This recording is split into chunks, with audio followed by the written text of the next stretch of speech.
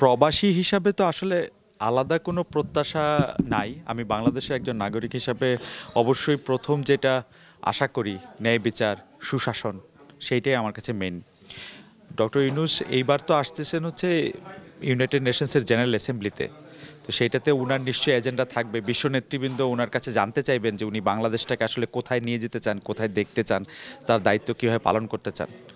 তো আমার কাছে দায়িত্ব পালন সম্পর্কে একটা নাগরিক হিসেবে আমার আমার প্রধান এবং যদি বলেন এই মুহূর্তের সবচেয়ে বড় চাওয়া হচ্ছে ন্যায় বিচার, সবার জন্য বিচার সমান হোক এবং সুশাসন, সব ক্ষেত্রে সুশাসন। এবং বাংলাদেশে কোনোদিন দুর্নীতি, দখলদারি আর রকম যেগুলি আমরা পছন্দ করি না, আমরা জানি কিন্তু সবাই আমাদের সমস্যাগুলি কিন্তু আমরা সবাই জানি।